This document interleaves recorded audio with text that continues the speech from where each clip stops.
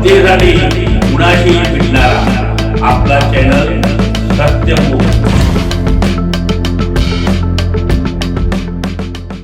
इचलकरंजीच्या विकासाची दुहेरी जबाबदारी स्वीकारत इचलकरंजी शहराच्या प्रगतीसाठी वचनबद्ध नेतृत्व म्हणून महापौर उदय धत्तुंडे आणि उपमहापौर अनिल डाळ्या यांनी पदभार स्वीकारला।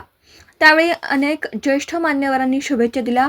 आपण इचलकरंजीमध्ये जास्तीत जास्त चांगली कामं करून इचलकरंजी महानगरपालिकेचा महाराष्ट्रभर नावलौकिक करण्याचा महापौर उदय धत्तुंडे व उपमहापौर अनिल डाळ्या यांनी सांगितलं। इचलकरंजीमध्ये निवडून आलेले 65 नगरसेवक यांना बरोबर घेऊन त्यांचा विचार, त्यांच्या भागातील समस्या लक्षात घेऊन आम्ही आजपासून चांगल्या कार्यास सुरुवात करत आहोत, असं त्यांनी पत्रकार परिषद घेऊन स्पष्ट केलं। त्यांनी पत्रकार परिषदेमध्ये अनेक विकास कामांवर तसेच शैक्षणिक सामाजिक कामांवर चर्चा केली।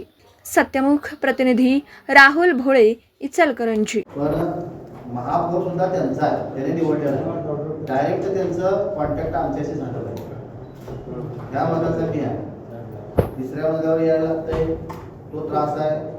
कसं आहे, अडचणी घेऊन येणारा माणूस हा अडचणीतच असणार, त्याला परत आपल्यापर्यंत येण्यासाठी अडचण परत आणायची नाही आहे, हे बी बरोबर आहे। मी ह्याचा विचार केला, आत्ताच येतोय 10 मिनिटं झालं तुमच्याकडून बोलावलं, या सगळ्या गोष्टी लगेच करत नाही, कारण मी विचार त्याचा केला, कारण मी 2 वेळा ते बघण्यासाठी आल्यानंतर माझ्या डोक्यात विषय आहे आणि मी याच्यासाठी काय ना काय सगळ्या महापालिकेवरती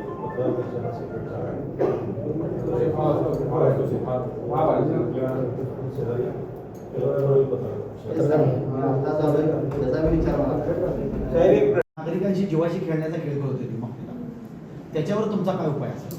आरोग्य अधिकाऱ्यांना बोलून घेतो, सगळ्या गाड्यांची माहिती घेतो, गाड्यांची परिस्थिती बघतो आणि त्याच्यावर काय उपाय करता येतो तुम्ही स्वतः बघा, तुमच्या घरामध्ये पक्क्याला हात घालू शकतो।